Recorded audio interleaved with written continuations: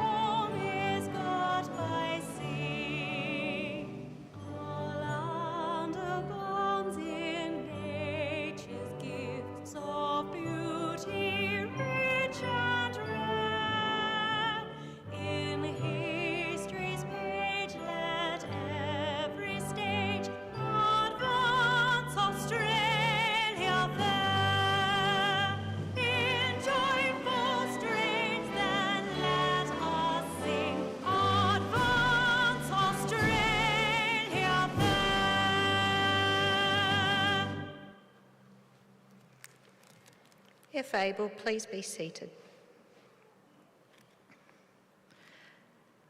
The Australian War Memorial was the vision of Charles Bean, Australia's First World War official historian. Bean landed with the Australian troops on Gallipoli and stayed with them at the front through to the end of the war. The idea of this national memorial and museum came to him at Pozières, France, in the depths of the bloody fighting of 1916. Bean's idea was that this would be a place where family and friends could mourn loved ones buried in faraway places. It would also be a place that could help all Australians understand what these men and women had endured, and what they had done for us. Bean's vision, to which we remain true, is best expressed as inscribed in the entrance to the memorial's galleries. Here is their spirit, in the heart of the land they loved, and here we guard the record which they themselves made. Tonight we will read the story behind just one of those on the Roll of Honour, which lists the names of more than 103,000 men and women who have given their lives for us in war and on operations for more than a century. But first we present a lament, Flowers of the Forest. Wreaths or floral tributes will now be laid at the base of the Pool of Reflection.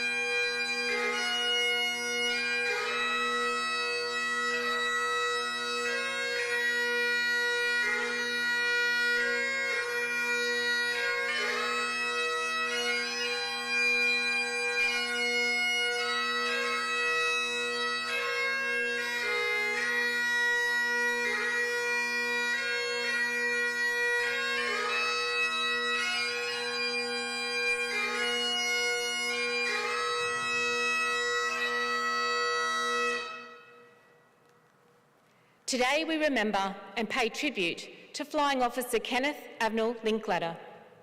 Kenneth Linklater was born in Sydney on the 3rd of October in 1916, one of 3 children, and the only son born to wool sampler Chris Linklater and his wife Rose. As a young adult, Kenneth found employment as a salesman and began working for local hardware supplies Swans Limited. There he met his future wife, Muriel Baston, who worked in the accounts department. Kenneth was particularly fond of canoeing, drawing and camping, often undertaking long-range trips with Muriel on his motorbike. In 1939, before the outbreak of the Second World War, Kenneth joined the 2nd Division Signals, a local unit of the militia. He trained as a signalman and dispatch rider, while Muriel joined the Women's Emergency Signalling Corps, training under Mrs. Mackenzie. Kenneth and Muriel were engaged a short time later, and in August 1940 were married at the Baptist Church in Ashfield. Over the years that followed, they welcomed a daughter, Rhonda Judith, and a son, Alan Kenneth. Kenneth Linklater served with the 2nd Division Signals until January 1941, when he enlisted in the Royal Australian Air Force. After initial training at Bradfield Park, he undertook elementary flying training at Mascot. By August 1941, Linklater had qualified as a pilot and was awarded his flying badge. He spent time at Central Flying School in Camden, where he undertook a course to become an instructor. In 1942, Linklater undertook his first instructor's posting at No. 2 Service Flying Training School in Wagga Wagga. He remained there for 2 months before being transferred to No. 5 Service Flying Training School at Uranquinty, where he saw out the remainder of the year. In April 1943, Linklater received a commission.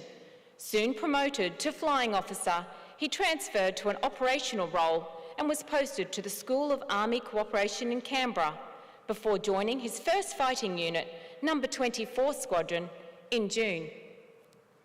The squadron was part of Sydney's Air and Maritime Defence, and Linklater spent the first months of his service based in Bankstown, flying a variety of different aircraft, including Bell Aquabaz, Brewster Buffaloes, and Vultee Vengeance dive bombers.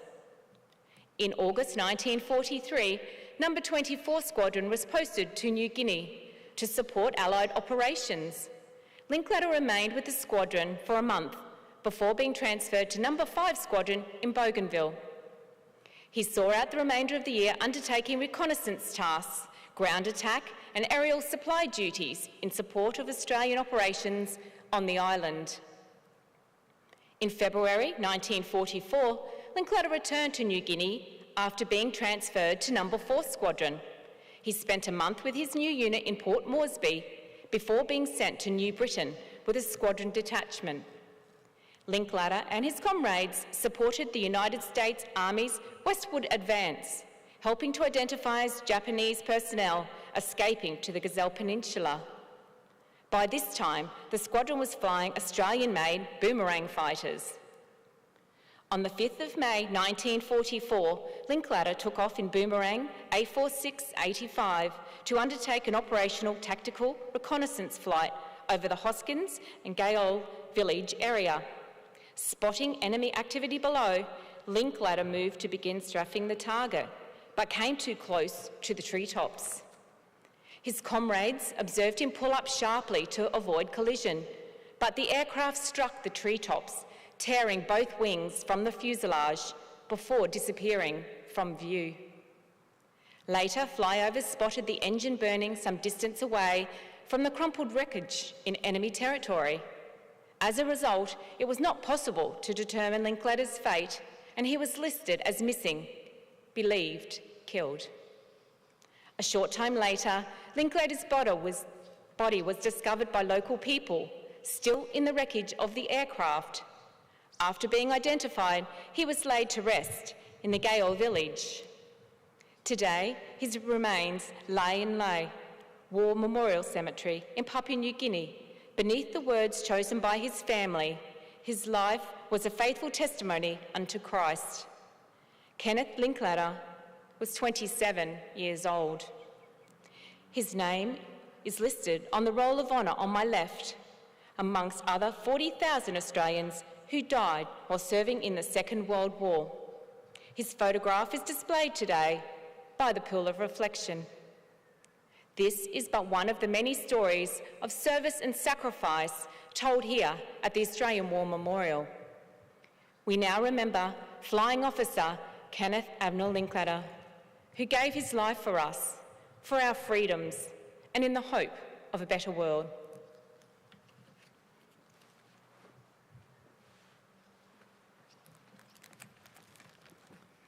Please stand for the reading of the ode and sounding of the last post.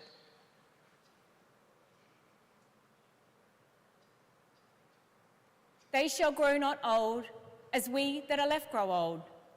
Age shall not weary them, nor the years condemn. At the going down of the sun and in the morning, we will remember them. We will remember them.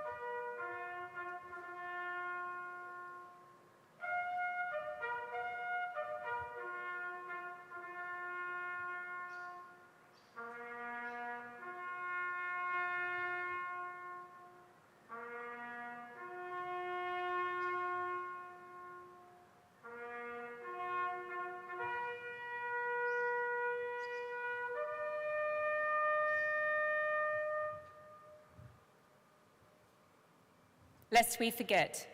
Lest we forget.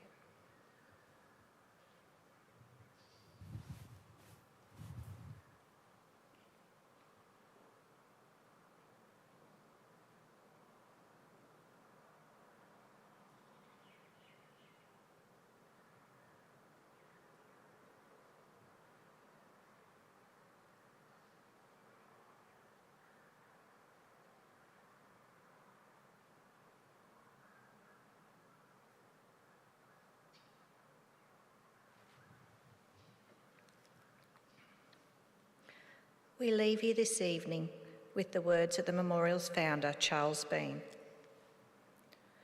Many a man lying out there at Pozieres or in the low scrub at Gallipoli, with his poor, tired senses barely working through the fever of his brain, has thought in his last moments, well, it's over, but in Australia, they will be proud of this. Ladies and gentlemen, that concludes the last post ceremony. On behalf of the Director, staff and volunteers, thank you for visiting the Australian War Memorial today and for your continued support during the Memorial's development project. We wish you all a very pleasant evening.